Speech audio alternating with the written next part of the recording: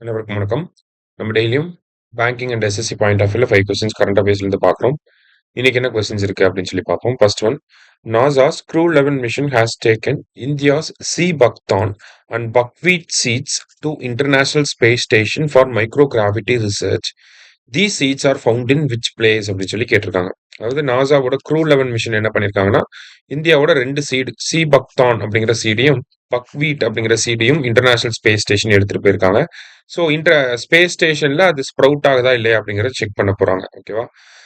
So இந்த சீட்ஸ்லாம் இந்தியாவில் எங்க இருக்கும் அப்படின்னு சொல்லி பார்த்தீங்கன்னா, லடாக்ல அதிகமா இருக்கக்கூடிய சீடு தான் இந்த சீபக்தான் அண்ட் தென் பக்வீட் அப்படிங்கிற வீட் அப்படிங்கிற ரெண்டும். சரியா? அடுத்தது, The Indian Space Research Organization has launched the Himalayan Outpost for Planetary Exploration for Analog Mission அப்படின்னு சொல்லியிருக்காங்க. It is located in Zoukar Valley, Ladakh அப்படின்னு சொல்லி கொடுத்துருக்காங்க. ஓகேவா? ஸோ ரெண்டுமே ஆக்சுவலி கரெக்ட் ஸ்டேட்மெண்ட் தான். போத் கரெக்ட் அப்படிங்கிறதா கரெக்ட் ஆன்சர். ஓகேவா?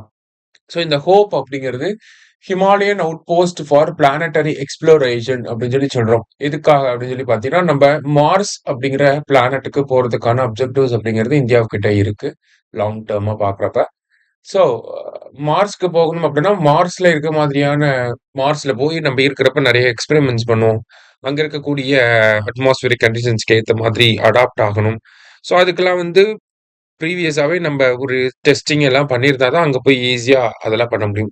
ஸோ அந்த மாதிரியான ஒரு செட்டப் தான், ஒரு கேம்ப் தான் என்ன அப்படின்னு சொல்லி பார்த்தீங்கன்னா, இந்த ஹோப் அப்படிங்கிறது. மார்ஷியன் படத்துல எப்படி ஒரு டென்ட் மாரி போட்டு அதுக்குள்ள அந்த மேட் டேமன் இருப்பாரோ, அதே மாதிரியான ஒரு செட்டப் தான் இந்த ஹோப் அப்படிங்கிற இந்த அனலாக் மிஷன். சரியா?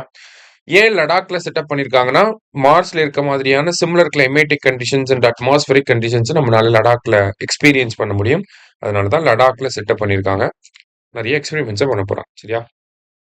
அடுத்ததா, VinFast and electric vehicle manufacturing company is from which country அப்படின்னு சொல்லி கேட்டிருக்காங்க. VinFast is an electric vehicle company.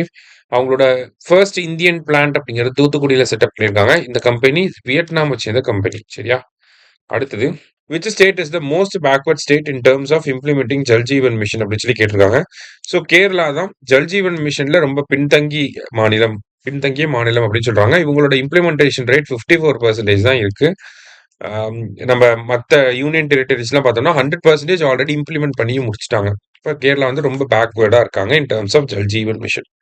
லாஸ்டா, Shibu Soren who recently passed away served as the chief minister of which state அப்படின்னு சொல்லி பார்த்தீங்கன்னா, ஜார்க்கண்டோட முன்னாள் முதலமைச்சர் தான் சிபு சோரன். சரியா? ஸோ இன்னைக்கு 5 கொஸ்டின்ஸ் வந்து பார்த்துருக்கோம். தேங்க்யூ. சுரேஷ் IAS அகாடமி, வெற்றியின்